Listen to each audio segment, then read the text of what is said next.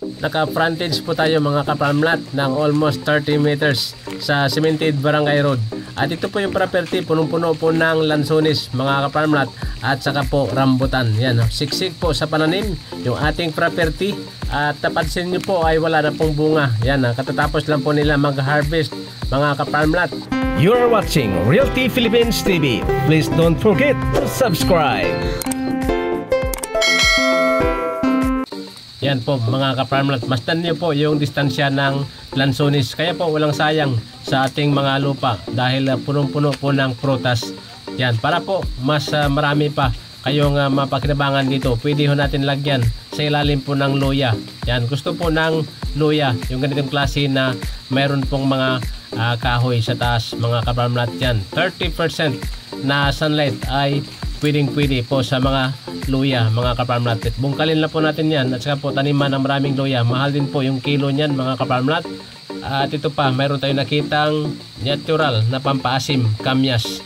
Yan ho, may mga maliliit pang lansones mga kaparmlat. At saka po, mayroong mga rambutan po sa pagitan. Yan, mas malaki po yung mga rambutan mga kaparmlat. So unahan naman po ay mga niyog. Yan, slope lang po yung lupa mga kaparmlat. Hindi po siya 100% na flat. Dito po sa taas, sa una nating binidyohan kanina, medyo flat. At dito po ay slope. Yan po yung mga lansones mga kaparmlat, mga nagbubunga na. Ngayon naman po mga kababayan, ang total lot area po nito ay 1 hectare. Yan, clean title. At yan po, sa unahan na yan, nandyan po yung Cemented Barangay Road. Ngayon po, ang ating location po ay Laguna, mga kababayan. Malapit lang po tayo sa Marcos Highway. Magmula po dito hanggang sa Marcos Highway, siguro po ay nasa mga 3 kilometers lamang yung ating distansya. At mula naman dito hanggang po dyan sa Santa Maria Town proper ay nasa mga 4 kilometers yung ating distansya mga kaparmlat. Yan po, may mga maliit pang bunga po ng lansones na natira sa kanilang mga hinarvest na karaang araw lang mga kababayan. Kaya po, sa mga interesado po ay mag-text or tumawag lamang dyan sa mga cellphone numbers na naka-flash sa ating screen.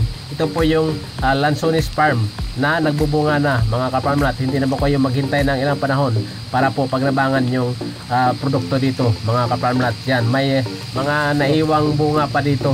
Yan, kumukuha kami ng ilan pagkain. At saka po dyan sa unahan ay may niyog. Ito po yung mga niyog dito mga kaparmlat. At may bakod na po yung property. Clean title. At yung percentage po ng flat ay almost mga 30%. Yung 70% po ay slope, hindi naman po siya bangin. Yan o, kitang-kita naman po sa video mga kababayan. Hindi po ito bangin, slope lang po siya. Siksik po sa pananim, guyabano, rambutan, niyog. At hindi ko lang po nakuha po yung eksaktong bilang ng mga lansones dito.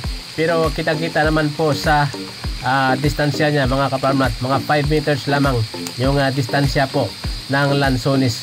Wala pong kaso mga kaparmlat pag hindi po siya malayo sa bawat isa. Mas gusto po nila na sila ay dikit-dikit. At ito po yung bakod dito. Yan o, simentado na po or simento po yung poste and then cyclone wire yung kanilang nakapalibot dito. Yan po, maraming po salamat at muli from Santa Maria, Laguna. Ako yung kaparmlat, Rosendo Saminyan. Kayo po ay nakikinig at nanonood dito sa inyong #1 Real Estate Referral Channel, Realty Philippines TV. Mabuhay tayong mga Pilipino.